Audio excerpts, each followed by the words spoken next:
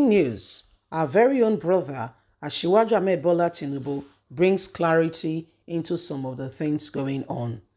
As Nigerians continue to ask, the billion van issue continue to raise a stir, and all and more is coming on that regards. The guy says, listen, I made my first millions. Yeah, I made my first millions in dollars, not even in naira. Why some quarters has said Tinubu, in quote and unquote, allegedly, okay, was running drugs in America between 1991 and 1993. That's what some people have said, allegedly. Some others said that's not very true. So there are discrepancies, with regards to there's a lot of controversies as regards to Tinubu. Okay, there's a lot of controversies. It's a lot of controversies. So he's explaining, he's making clarifications on how he made his first millions. So this is how I made my first millions. It was not even in naira. It was in dollars. So I have many. I do have many. And I did not make that many, being deceitful or whatever. Please don't forget to give us a thumbs up, like us, share, subscribe. Let's get all the details. How I made my first $1 million in America. Tinubu presidential candidate Asiwaju Ahmed Bola Tinubu finally speaks. The 2023 presidential candidate of the All Progressive Congress APC, Asiwaju Ahmed Bola Tinubu, has revealed how he made his first millions working with an accounting firm in America. He made the revelation in a 2012 interview conducted by the news magazine, which is currently recirculating. Tinubu said he began working at Delators and Touch Consulting, one of the 8 big accounting firms that showed interest in his service as a graduate from the Chicago State University. To be honest with you, yes, I was lucky when I got to Chicago State University. I entered the university with honors from the Richard Dollar College because I got credit in majority of the accounting courses. After the first term, I was one of the candidates in the dean's list, and my professor, Joe Junis, recommended me for my hard work, class participation, and brilliancy. He said that I would be lucky if I could keep my activities and brilliant results up to the end of the term.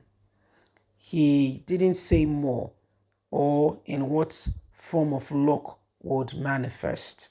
At the end of the term, and still on Dean's list, Professor Josie came around to inform me that he would employ me to manage the accounting laboratory for the institution. He gave the letter of employment to the dean of the faculty. The following week, I was called upon to take up employment as a tutor in his institution because I was very good at mathematics and accounting. I met Tunde Badejo in the school. He was a year ahead of me, but I told him we took a bet that we would graduate the same year. He didn't believe me. Later, when I was given a scholarship to become a tutor, I took the letter to Tunde Badejo and said, see, the school is paying my tuition. He was amazed. That was how I became a tutor, with my tuition being paid.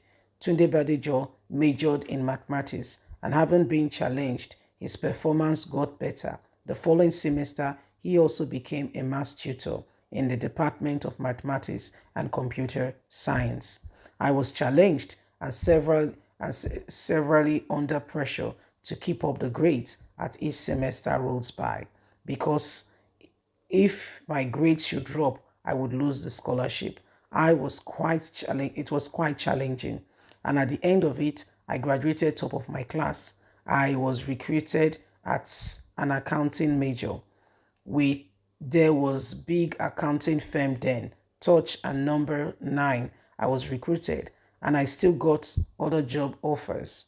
Then there were 8 big accounting firms in the United Kingdom, including Arthur Andersen, Arthur Young, Ernest and Winkley, Peak Matchwicks, and Michelle Delatus and others.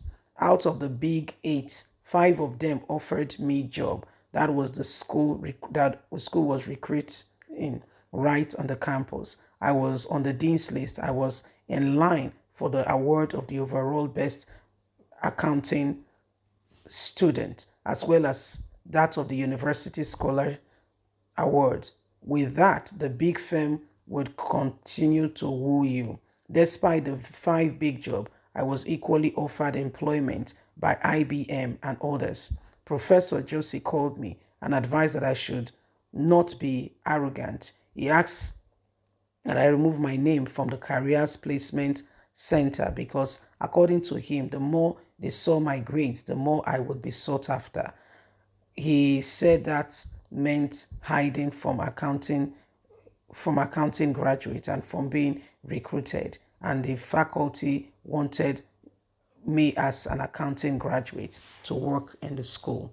So this is Tinubu telling us of how, he swore, academically, he's a brilliant chap, and he did well. And today, everyone can see that indeed, he is ready to rule.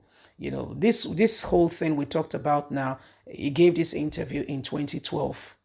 That is 10 years ago, but is recirculating as a result of, the certificate scandal and all that is going on with regards to his primary and secondary school education.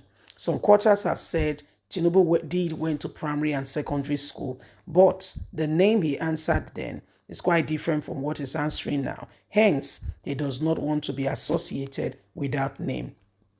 Tinubu himself has not been able to really clarify on those matters.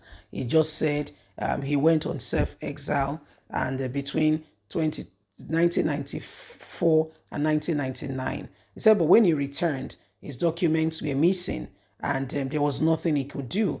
He went on self-exile, documents were missing, and here it is. But, with schools abroad, even in Nigeria, you can still, some of your classmates can attest to the fact that you went to school and you could, schools keep record, don't they? You can go there and retrieve some of these things. So, there are all kinds of things, and he's recalling the days of how he made his first few millions, and the millions was not just in Naira, it was in dollars. But the thing I must tell you then is that the Naira, at that time Tinubu was talking about, was stronger than the dollar.